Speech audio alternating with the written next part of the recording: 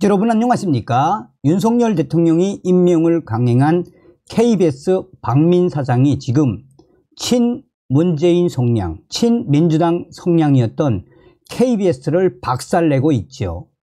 자, 지금 우리 네티즌들이 박민 사장이 어떤 분이었는지 그의 과거를 찾아내 한바탕 난리가 났습니다. 역시 윤석열 대통령은 사람 보는 눈이 있었습니다. 박민 사장의 과거 폭풍 반응이 왜 터졌겠습니까? 정성산TV 좋아요, 구독, 알림은 큰 힘이 되겠습니다. 자, 국내 최대의 커뮤니티에 지금 현재 KBS를 발칵 뒤집어 엎고 있는 박민 사장, 이런 사람이었다라는 이 제목과 함께 박민 사장이 과거에 어떤 일이 있었는지 소상하게 그 기사를 캡처를 해 왔습니다. 자, 뉴데일리가 2023년 9월 19일 낸 기사입니다. 단독 언론 노조 출신 우파 변신 박민 문화일보 논설위원 KBS 사장 유력설. 2001년 7월부터 2년간 언론 노조 문화일보 지부장 역임. 2002년 김대중 조선일보 편집인 퇴출 촉구 성명 동참도. KBS 사장 유력 후보로 떠오른 박민 문화일보 논설위원이 지금으로부터 20여 년 전 전국 언론노동조합 언론노조 문화일보 지부장을 역임했던 것으로 확인됐습니다. 지난달 말 박민 위원이 KBS 보궐사장 물망에 올랐다는 지라시가 정가에 퍼졌을 때 다수 언론은 박민 위원의 프로필을 소개하면서도 그가 언론노조 출신이라는 점은 언급하지 않았습니다. 본쥐 취재 결과 박민 위원은 2001년 7월 12일에서 13일 치루어진 언론노조 문화일보 지부 제7기 위원장 선거에 단독 출마해 93.8%의 찬성률로 당선됐습니다.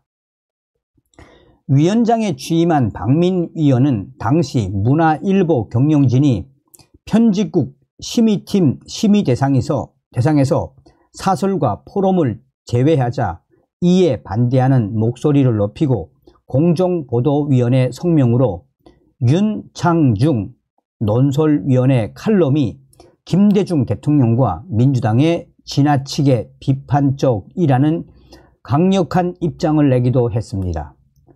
또 그는 2002년 5월에는 국내 언론 상황을 비판한 김대중 조선일보 편집인을 겨냥해 그런 분이 지난 10년간 가장 영향력 있는 언론인으로 뽑힌 것에 좌괴감이 들었다라며 조선일보 김대중 주필 퇴진 요구 서명에 동참하기도 했습니다. 이후 문화일보에서 전국 사회 정치부 부장을 거쳐 편집국장 자리에까지 오른 박민 위원은 관은클럽 편집위원, 총무와 제8대 법조 언론인클럽 회장도 맡는 등 활동의 외연을 넓혔습니다.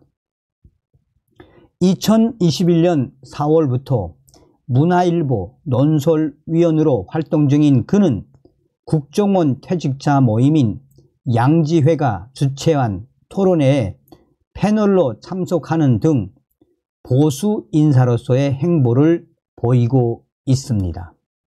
지난 6월 박민의 실언, 자칭 진보 세력의 적반하장 결탁이라는 칼럼에서는 적반하장의 원조는 더불어민주당, 언론사의 전폐와 직결되는 재승인 심사를 조작하는 것은 가장 심각한 언론 탄압 행위, 민노총과 민주당은 자칭 진보 세력 등으로 민주노총과 민주당을 비판하는 목소리를 높이기도 했습니다. 자, 이 기사뿐이 아니라 이 신문 공동 배달제 관련 언론노조와 사장단 간의 합의사항 산하 조직 성명 보도자료, 즉 언론 노조였던 그가, 강성 언론 노조였던 그가 왜 보수 인사로 바뀌게 됐는지, 지금 여기에 많은 네티즌들이 이런 분이었네요 라고 폭풍 반응을 쏟아내고 있습니다. 그래서 제가 여기서 박민의 실언, 자칭 진보 세력의 적반하장 결탁이 칼럼이 궁금해서 칼럼을 좀 들어가 봤습니다. 이 칼럼은 문화일보가 2023년 6월 26일 게재한 칼럼입니다. 박민의 실언, 자칭 진보 세력의 적반하장 결탁, 박민 논설위원.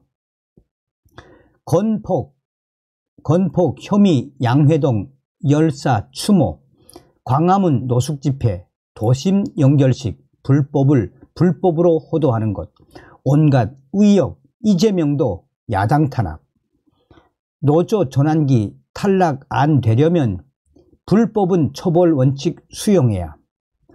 윤석열 대통령은 법치와 공정을 국정 운영의 원칙으로 삼겠다라고 밝혔습니다. 그러나 불법과 불공정이 여전히 기승을 부리고 있습니다. 심지어 도둑이 매를 든다는 적반하장의 행태들이 용인되거나 기본권 등의 명목으로 법과 공권력의 보호를 받기도 합니다. 춘천지법 강릉지원은 지난 5월 1일 민주노총 건설노조 강원지부 양회동씨 등 3명에 대한 영장 실질 심사를 진행했습니다. 영장에 적시된 양씨 등의 혐의는 건설 현장에서 조합원의 채용을 강요하고 업체들로부터 노조 전임비 등의 명목으로 8천만 원을 뜯어낸 건폭, 건설 현장 폭력 행위였습니다. 법원은 범죄 혐의에 대한 소명은 있다라고 판단했습니다. 신문 과정에서 범행을 인정하고 잘못을 반성했다는 점도 적시했습니다. 다만 증거 인멸과 도주 우려가 없다라며 영장을 기각했습니다. 그런데 양 씨는 실질 심사에 앞서 법원 앞에서 분신을 기도해 서울 화상 전문병원으로 옮겨졌다가 하루 만에 사망했습니다. 건폭은 심각한 폐해를 초래하는 불법이었지만 공권력조차 수수방관했습니다. 윤석열 정부가 대대적 단속에 나서자 일반 국민들까지 지지를 표명했습니다. 수사가 진행되면서 건폭의 실태가 적나라하게 드러나자 건설노조는 도덕성에 심각한 타격을 입었습니다. 이런 상황에서 민노총 건설노조는 양 씨를 열사로 칭하면서 지난 5월 16일과 17일 세종대로 등을 점거하고 불법 시위를 벌였습니다. 총파업 결의대회를 내세웠지만 주요 구호는 노조 탄압 분쇄와 윤석열 정권 퇴진이었습니다. 전형적인 적반하장입니다. 더구나 몽둥이를 드는데 그치지 않고 마구 휘둘렀습니다. 밤 집회는 불법이지만 16일 밤 인도에서 노숙하며 술판을 벌였고 거리에는 쓰레기가 100톤가량 쌓였습니다. 17일에는 세종대로 5개 차로를 점거하고 시위를 벌이다 서울지방고용노동청 앞으로 행진하면서 8개 차로 전체를 점거해 일대 교통이 마비됐습니다. 21일에는 도심 한복판에서 양씨의 연결식까지 진행했습니다. 사정을 모르는 사람이 보면 국가를 위해 목숨을 던진 사람의 장래 행렬로 생각할 정도였습니다. 도로를 점거해 교통체증이 빚어졌고 대형 스피커를 통해 흘러나오는 격렬한 구호에 시민들은 고통을 호소했습니다. 건널목을 건너려는 시민들을 위해 경찰이 장례 행렬을 잠시 막자 경찰 기동대 깃발을 꽂고 욕설을 하기도 했습니다. 건설노조의 의도는 어렵지 않게 읽힙니다. 건폭 단속으로 수세에 몰린 상황을 대대적인 공세로 반전시키겠다라는 것입니다. 그러나 경찰은 불법 행위를 호도하기 위한 불법 시위에 적극적으로 대처하지 못했습니다. 오히려 집회, 시위의 권리를 보호해야 한다. 안전을 위해 도로 점거를 허가할 수밖에 없다며 보호하는 모습까지 보였습니다. 적반하장의 원전은 더불어민주당입니다. 이재명 대표는 원내 제1당의 대표로서는 유례를 찾을 수 없을 정도로 다양한 특혜와 비리 의혹을 받고 있습니다. 대장동 관련 주요 의혹 중 상당수는 민주당 내에서 제기된 것입니다. 주변 사람이 4명이나 생을 마감했고 핵심 측근들이 구속이 됐습니다.